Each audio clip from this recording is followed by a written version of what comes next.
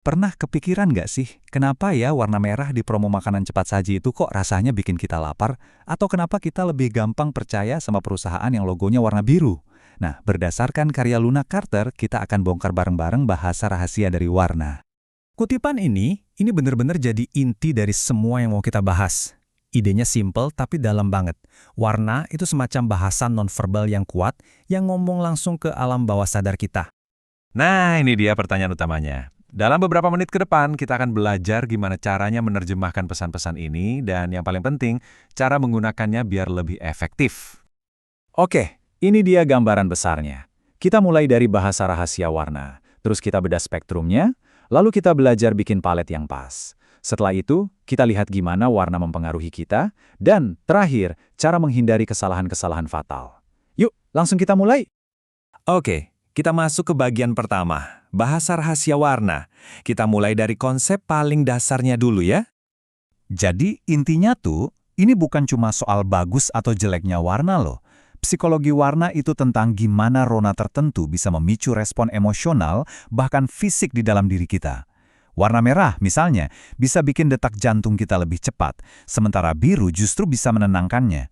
Ini adalah alat persuasi yang kuat banget.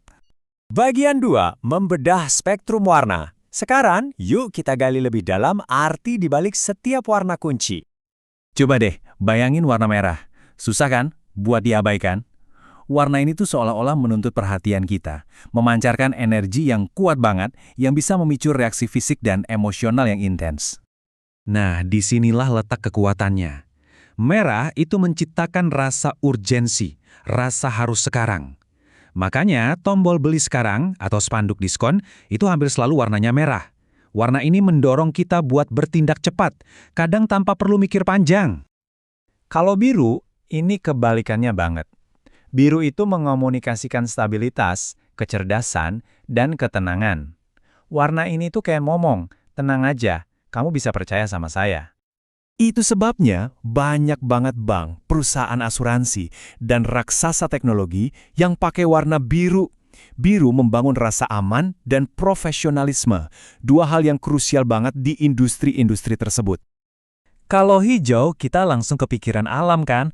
Rasanya tuh seger, sehat, dan penuh harapan. Hijau itu ibaratnya kita lagi ambil nafas dalam-dalam yang menenangkan. Makanya, secara strategis, hijau sering banget dipakai sama merek-merek yang berhubungan dengan alam dan kesehatan. Dan yang menarik, hijau juga nyambung ke keuangan loh. Ya karena asosiasinya sama uang yang nunjukin pertumbuhan. Selanjutnya, kita bahas dua warna yang absolut, hitam dan putih. Hitam itu mengkomunikasikan kekuatan dan kemewahan. Coba deh pikirin merek-merek premium. Di sisi lain, putih itu soal ruang, kesederhanaan, dan kejelasan. Putih itu kayak kanvas kosong yang bisa menyeimbangkan semuanya. Bagian 3, palet warna sempurna. Tahu arti warna itu baru langkah pertama. Menggabungkannya dengan benar, nah itu baru keajaibannya. Yuk kita lihat gimana caranya. Gini, ada 4 aturan simple yang hampir selalu berhasil. Mau yang kontrasnya tinggi, pakai komplementer. Mau yang harmonis, pakai analog. Butuh yang energik, coba triad. Atau mau yang elegan, pakai monokrom. Ini adalah dasar-dasar buat kombinasi warna yang keren. Oke, kita masuk ke bagian 4, warna yang mempengaruhi kita. Cukup ya teorinya, gimana sih semua ini benar-benar ngaruh ke keputusan kita di dunia nyata? Coba deh, renungkan angka ini sebentar. 85%. Menurut banyak penelitian, ternyata sampai segitu besarnya pengaruh warna sama keputusan kita pas belanja. Besar banget kan? Warna produk atau merek itu bisa jadi penentu antara orang jadi beli atau malah ninggalin keranjang belanjanya. Dan ini buktinya, ada di depan mata kita. Merek-merek ikonik ini nggak milih warna secara asal-asalan. Merahnya Coca-Cola, langsung kerasa energinya. Hijaunya Starbucks, langsung kebayang alam dan kesegaran. Dan palet hitam putihnya Apple, wah itu teriak simple tapi canggih. Mereka pakai warna untuk menceritakan kisah mereka dalam sekejap. Oke, kita sampai di bagian terakhir, kesalahan warna yang kritis. Paham kekuatan warna, artinya kita juga harus paham jebakannya. Yuk, kita lihat beberapa kesalahan umum yang wajib dihindari. Ini nih, kesalahan paling umum dan paling fatal, kontras yang jelek banget. Kalau audiens kamu harus menyipitkan mata buat baca pesan kamu, ya berarti desain kamu gagal total. Sesimpel itu.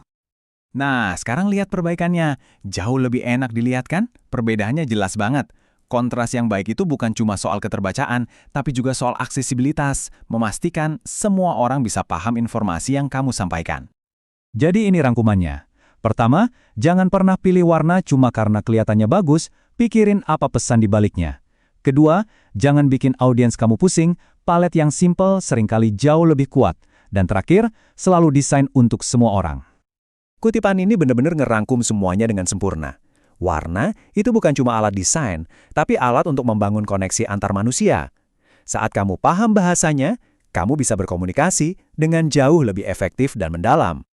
Jadi, sekarang kamu udah tahu kodenya. Saya mau nantang kamu nih, pas kamu lanjutin hari ini, coba deh lebih peka. Perhatiin warna di merek yang kamu beli, website yang kamu kunjungi, bahkan di baju yang kamu pakai. Kira-kira apa sih yang lagi mereka coba omongin ke kamu?